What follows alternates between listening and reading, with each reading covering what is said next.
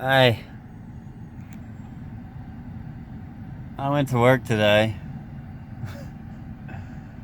after like having a cold last night, getting off work, being really sick, leading me to Sprouts, leading me to their salad bar and their bacon bits, and oh man. Well, that just led to food poisoning on top of the cold because I guess, not only was there nasty hair in my food, which normally doesn't bother me because I got hair all over my mouth and face. It just flies in there, but still, when you see someone else's hair in your food and you're like, that ain't mine, and you look at it and you're like, I'm gonna puke, and you feel that pukey feeling. Sometimes it's because it's a hair, sometimes it's because what you're eating's giving you food poisoning. Your body already picks up on it. Well, I was optimistic. Every smell kind of like, made me nauseous last night. And then I had to get up and keep fucking hitting the toilet, man, again and again and again and again, taking showers to feel better. I made it to work. I feel like I'm pale and white and dehydrated and, just sort of gone through fevers and headaches and bone splitting pains of the bones. And the muscles have just randomly gone limp where it's like I lose my grip on something and frick. Fevers and headaches. Puking. I started puking when I got to work. I was thinking because it was over 12 hours since I ate. I might be in the clear, and I just might be in the clear. I wasn't. I puked like 6 times. Like, I knew it was time, and I just started walking out, dropped everything at work, and went heading towards my car, and made it across the homeowner's yard into the neighbor's yard, and was cutting through, and right at the end of their property where it meets like this dirt lot that hasn't been developed yet, I just started freaking.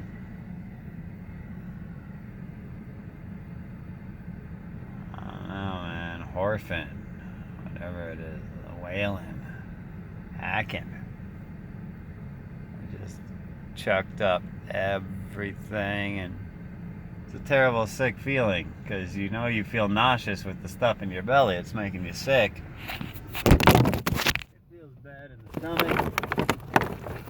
It also feels bad getting out of the stomach. Really bad.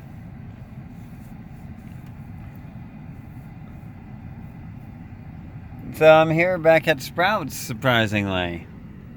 Where it all happened yesterday. I'm just sitting in the parking spot exactly opposite of the one I was in last night. Last night I was sitting on the hood of my car eating all this mess that's caused me this pain in my butt and body and brain and throat and citric acid or whatever that burns the laryngitis. I don't know. I walk around, it seemed like other sickly people were attracted to me today. I'm like, hey, I may be sick and you may be sickly people too. You may be trying to hang out with me or, walk in a group of sick people. But I'm like, nah, I'm just smarter than you. Even if I'm sicker than you, I'm like, you still gonna slow me down, buddy. Like, I don't care how sick you are, this kind of misery does not need no company. I didn't know any smart sick people today, so I hung out with unsick people who might be smart. At least smart enough not to have ate here and gotten sick with frickin'. I don't even know if the bacon was bad because someone poisoned it on the outside of the store. I don't know if that hair came off someone's arm or like some person of another ethnicity or of my own, probably another ethnicity with Looks at that hair purposely, like plucked a hair and dropped it in there. Or maybe it was the cook. Maybe it was the chef. Maybe he was like, you know what? I'm gonna cut up a nice hair and put it in here. And then I don't even know if the food just wasn't prepped right. But yeah, it was the bacon. All the signs were there. That's what was mainly the roughest thing that I'd smelt, you know, aside from, you know, bourbon was coming out my mouth. Nastiest stuff. Really got me. So this mustache grows here because when you get the peripheral vision, it looks like I'm missing that canine tooth. And that's why mustaches grow. To cover facial features. Let people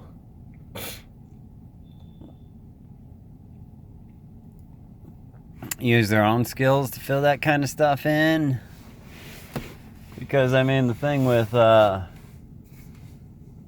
facial hair is it's got a lot of purposes. Just not too many people actually know what they are because they just haven't, like, delved their mind into it or been smart enough to figure it out or had the actual real experience to the horrific experience of realities to surmise, realize, and denotize exactly what's for. That's just one thing about what beards are for and why they're there. Anyhow, it's quite obvious, you know. You get moving in a quick little movement, you know, it's very much in our favor for someone else to misstep and misjudge and guess that we ain't got no canine tooth and, you know, not be worried about being hooked or bit by anything sharp. But, you know, because the canines are the shredders. Teeth aren't supposed to be like flat and round. You're supposed to look at them from the sides. You know, I mean, they gash and gnash from the front to the back, and they sort of round back. And it's all about, you know, that side gape, not the front. The frontal looks don't matter, it's side looks.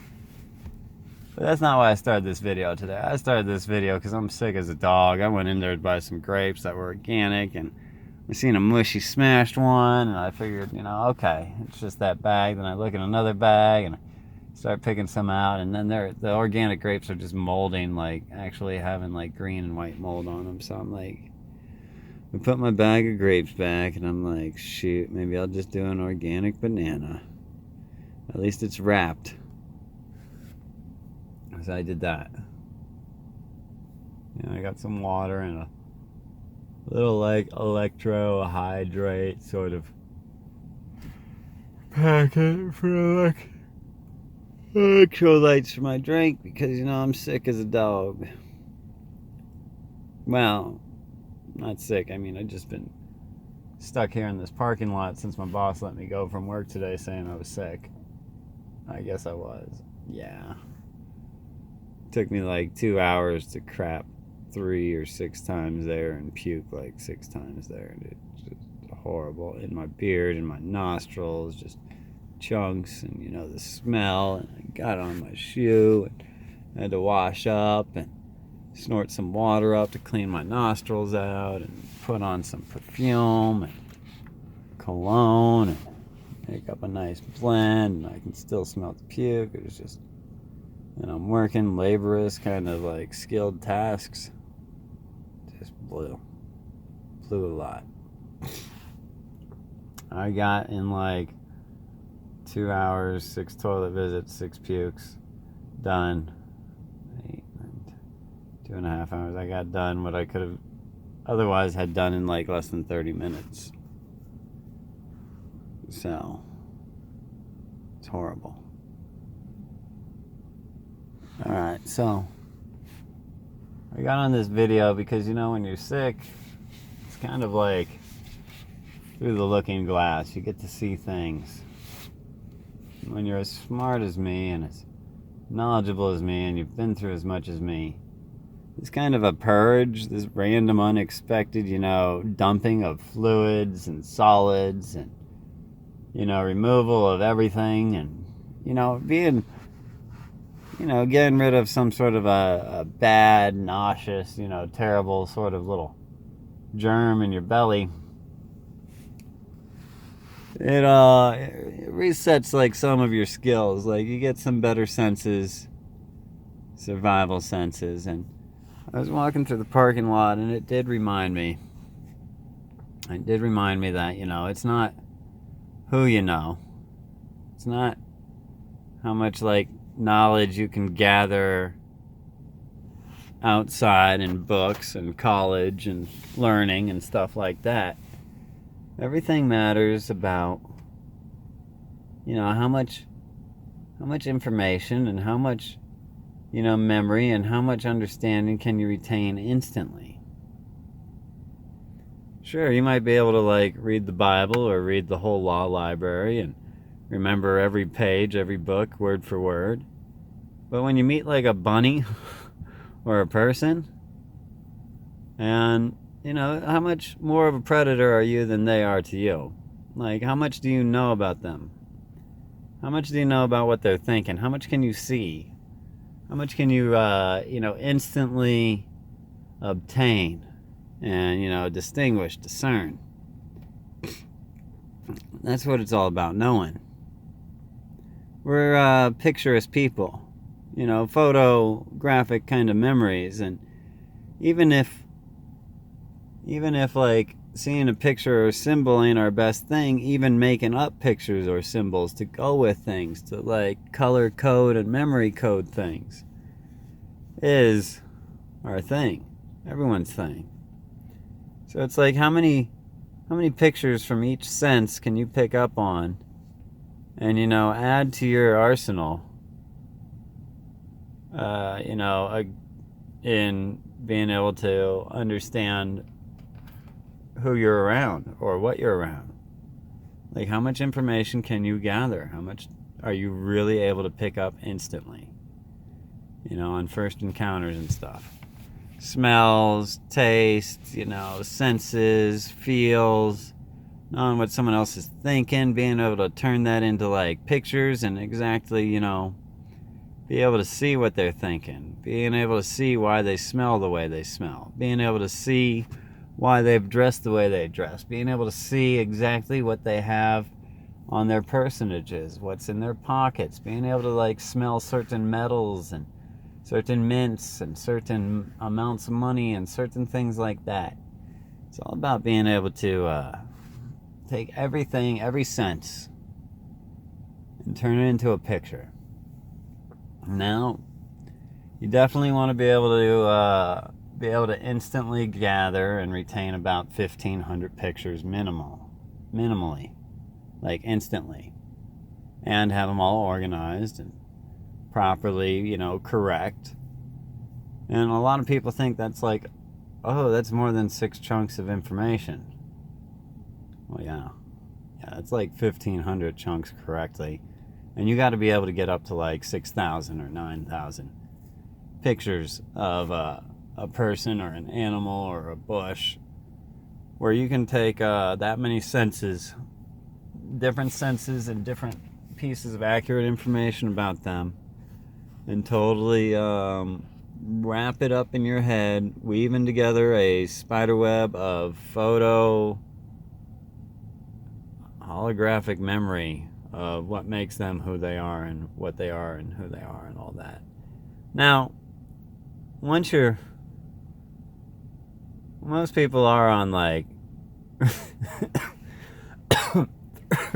3 or 20 chunks, maybe even 1 or none. Now, when you get up to that level, you don't even need to talk. You don't even need to communicate with these people. Actually, not communicating, just knowing what they are and who they are. They know you know. Some primal instinct, a sense picks up. You're a predator.